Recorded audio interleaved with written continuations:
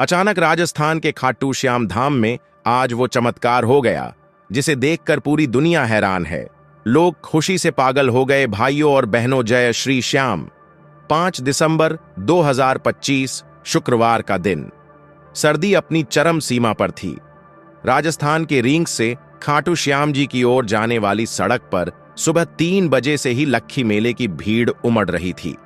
इस बार एकादशी और लक्खी मेला एक साथ पड़ रहा था, इसलिए लाखों श्रद्धालु बाबा के दरबार में हाजिरी लगाने आए थे। मंदिर के बाहर निशान यात्रा, ढोल नगाड़े, श्याम धनी की जय के नारे, सब कुछ सामान्य था।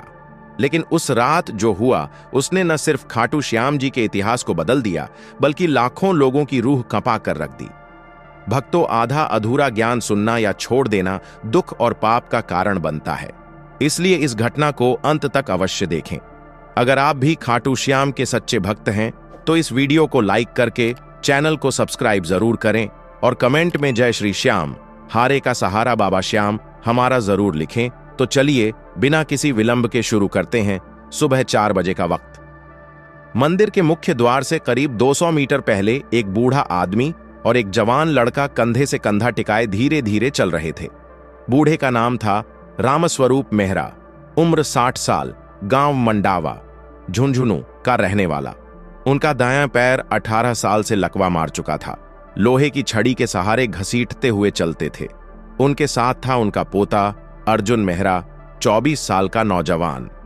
अर्जुन जन्म से गूंगा था, एक शब्द भी नहीं बोल पाता था, बस हाथ के इशारे और आंखों से बात करता था। दोनों बाबा श्याम के पुराने भक्त थे। हर साल लक्खी मेले में आते थे। इस बार रामस्वरूप जी ने मनौती मानी थी। हे बाबा, अगर इस बार मेरे पैर में जरा भी जान आ जाए और मेरे पोते की जुबान खुल जाए तो मैं अपनी सारी जमीन आपके मंदिर को दान कर दूंगा। शाम के 6 बज चुके थे।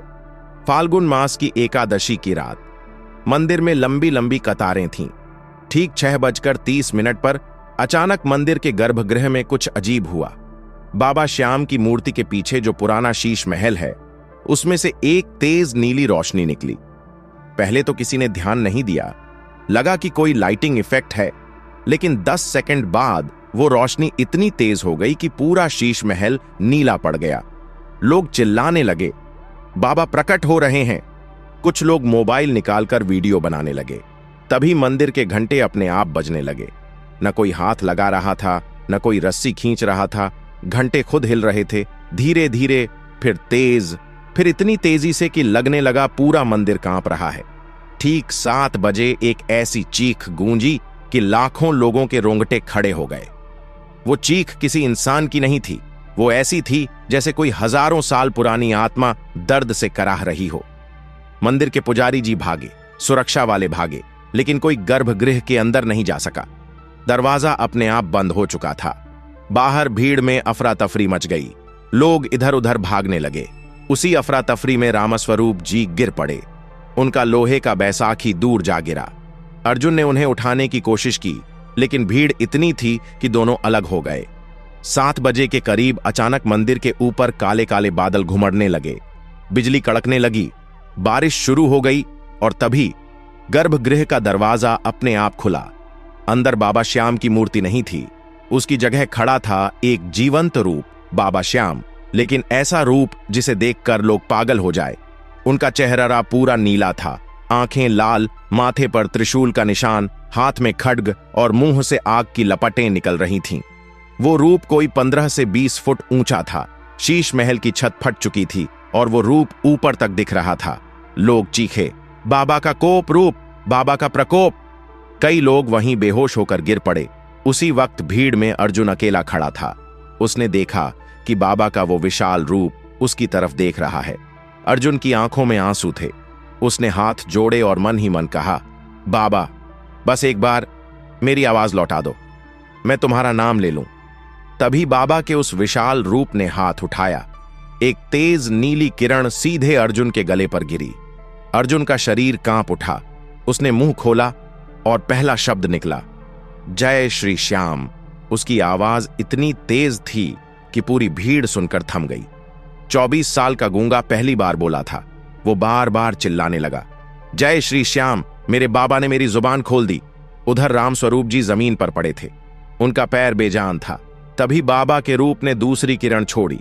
वो किरण सीधे रामस्वरूप जी के पैर पर गिरी। बूढ़े का शरीर अकड़ गया, उनकी आंखें फट गईं। अचानक उनका पैर हिलने लगा, पहले उंगलियां, फिर घुटना, और अचानक वो खड़े हो गए बिना बैसाखी के। 60 साल का बूढ़ा दौड़ने लगा। वो भीड़ को चीरते हुए मंदिर की ओर भागा और चिल्लाया, मेरा पैर ठीक हो गया, बाबा ने मुझे नया जीवन दे दिया। जब दोनों दादा पोता गर्भगृह के सामने पहुंचे, बाबा का वो विशाल रूप धीरे धीरे सामान्य मूर्ति में बदलने लगा। लेकिन जाने से पहले बाबा ने आकाशवाणी की। वो आवाज इतनी गंभीर थी कि पूरा खाटू श्याम जी क्षेत्र कांप उठा। मेरे भक्तों, मैं हार गया था कलयुग से, लेकिन आज मेरे 2 सच्चे भक्तों ने मुझे जिता दिया, जिन्होंने बिना कुछ मांगे सिर्फ मेरे नाम की भक्ति की। उनकी जुबान और पैर लौटाकर मैंने संदेश दिया है, जब तक एक भी सच्चा भक्त बाकी है, तब तक खाटू का खाटू वाला कभी नहीं हारेगा। लेकिन याद रखो, मैं दया का सागर हूं और क्रोध का भी सागर। जो मेरे दरबार में झूठ, लालच और दिखावा लाएगा, उसका हिसाब भी होगा। आकाशवाणी खत्म होते ही बिजलियां बंद हो गईं, बारिश रुक गई, काले बादल छंट गए। बाबा की मूर्ति फिर से वही मुस्कुराती हुई दया की मूर्ति बन गई। उस रात लाखों लोग रोते रहे। कई लोग मंदिर में ही रात भर बैठे रहे। अर्जुन और रामस्वरूप जी को मंदिर के पुजारी जी ने विशेष पूजा के लिए बुलाया। अर्जुन ने पहली बार पूरी आवाज में श्याम आरती गाई। उसकी आवाज सुनकर सब रो पड़े। अगले दिन सुबह तक ये खबर पूरे भारत में फैल गई। उन्होंने बताया, कैमरे में कुछ नहीं आया, न नीली रोशनी, न विशाल रूप, सिर्फ अंधेरा और चीखें रिकॉर्ड हुईं। कहते हैं बाबा नहीं चाहते थे कि उनका कोप रूप दुनिया देखे, सिर्फ सच्चे भक्तों को ही वो दर्शन देते हैं। उस रात के बाद खाटू श्याम जी में चमत्कार और बढ़ गए। जो भी सच्चे मन से जाता है, उसकी सुनवाई जरूर होती है, लेकिन जो दिखावे के लिए जाता है, उसे बाबा की उस लाल बारिश की याद दिला दी जाती है। बस इतना कहूंगा, अगर कभी खाटू श्याम जी जाना हो तो दिल से जाओ, क्योंकि बाबा अभी भी वहीं हैं। दोस्तों, इस वीडियो को अपने दोस्तों, परिवार और रिश्तेदारों के साथ शेयर जरूर करें, और वीडियो पसंद आई है तो वीडियो को लाइक करके चैनल को सब्सक्राइब जरूर करें, और कमेंट बॉक्स में जय श्री श्याम, हारे का सहारा बाबा श्याम हमारा जरूर लिखें। धन्यवाद।